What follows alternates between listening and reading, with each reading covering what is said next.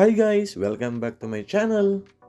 Today, meron po tayong client na 2024 Toyota Hilux GRS.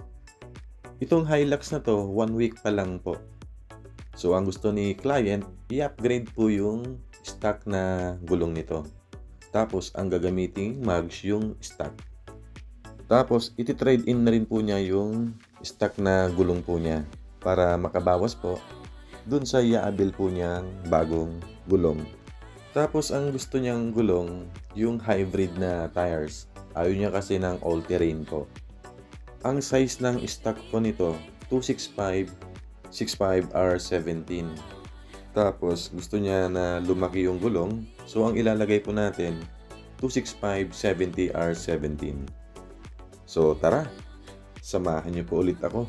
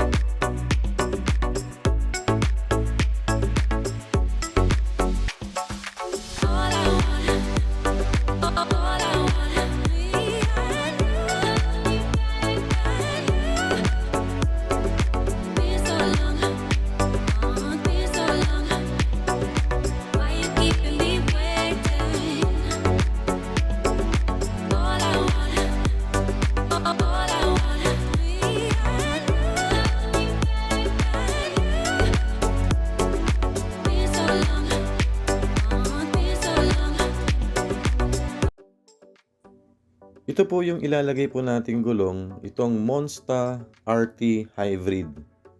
Ang size nito, 265 70R17. So ganito yung gusto ng client, yung medyo aggressive po yung tread, tapos yung sidewall. Ito po yung bagong tread pattern ni Monster. Meron po siyang white letter na rin po. Ang Monster, Australian brand. Ang manufacturing site nila sa China, pero ang technology na ginamit po rito is from Australia. Itong Monster Hybrid tires, meron na siyang 10-ply rating. Ang production date po nito, 2023.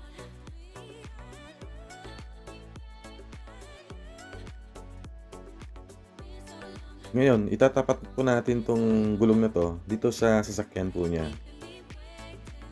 So, dyan pa lang makikita natin na maganda yung kakalabasan nito. Actually, ang gusto ni client, yung all black lang po siya na hindi nakalabas yung kulay puti na letter. Pero sinuggest ko na mas maganda po yung nakalabas yung puti, lalo na stock mags po yung gagamitin po niya. Itong stock mags po niya, ang specs po nito 17 by 7.5. Tapos yung offset plus 30. So kung mapapansin nyo, pasok na pasok po yung stock mags. Marami kasi akong client na naka GR Sport na 2024. Ang gusto nila yung habulin po yung fender. Ngayon, kung mapapansin nyo yung fender flare ng Hilux GR Sport na 2024, medyo malapad po siya. So, napakahirap habulin po. Ngayon, nakapag-try kami ng 265/65R17 gamit po yung fuel mags. Papantay po siya dun sa fender. Ngayon, kahit naka 265/65R17 lang siya, tapos fuel mags na offset plus 1, sumasahid po siya sa mudguard na po. So, ina-adjust po yung mudguard para hindi sumayad. Ngayon, pag fuel mags na offset plus 1, tapos ang gusto nating ilagay yung ganitong size na 265/70R17, napakalaki po ng sayad. Kasi pag in-adjust natin yung mudguard, halos tutukod na po siya sa stepboard. So ang suggest ko, pag maglalagay tayo ng 265/70R17, tapos fuel mags, ang dapat na offset plus 20. Meron din kaming na-install na 17 by 8.5. Ang offset negative 10. Tapos ang size na gulong 265/65R17. Napakalaki ng sayad po niya sa mudguard. So, balik tayo dito sa stock mags na po. So, ito po, na-install na po natin yung bagong gulong dito sa stock mags po niya. So, lalagyan na lang po natin to ng hangin. Tapos, i-gauge po natin ng 32 PSI harap at likod. Tapos, i-wheel balance na po natin. Yung price pala ng Monster RT Hybrid na 265/70R17, ang isa po 12,440. Pero may big discount pa po yan. Message lang po kayo sa aming Facebook page, RNH Tire Supply. So bago po natin install yung mga gulong dito sa mudguard, mag-a-adjust po tayo dyan. Kasi kahit stock mags yung gamit po natin, tapos naka 265/70R17, malaki po yung sayad sa mudguard. Dito sa bandang bumper naman, wala po tayong gagalawin po dyan. Dito naman sa stock na UCA, hindi rin po dyan sasayad yung sidewall ng gulong. Actually, yung mga Hilux G na 2022 na naka size 17 na stock mags, pag nilagyan natin ng 265/70R17 gamit yung stock mags nila, swak po siya. So kahit maglagay tayo ng 265/70R17 po dito sa stock mags, hindi po siya lalabas. Ngayon, kung gusto nyong pumantay po yung gulong sa fender, pwede po tayo maglagay ng wheel spacers na 25mm. So i-adjust lang po yung mudguard po. So hindi na kailangan ng body mount chop or yung tinatawag na BMC. Kailangan natin mag-BMC pag maglalagay tayo ng mga mags na mababa po yung offset, tapos malalapad na gulong at malalaki po. So tapos na po natin maikabit yung mga gulong. Ngayon hihigpitan na lang po natin yung mga lug nuts.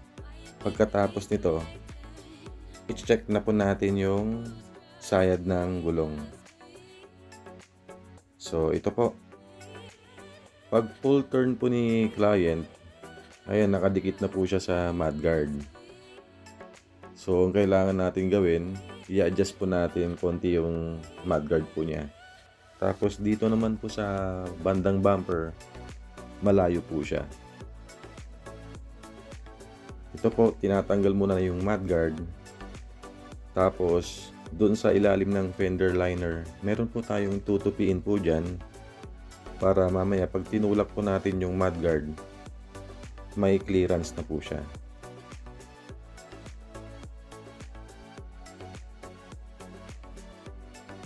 Ito po, ibabalik na po natin yung mudguard.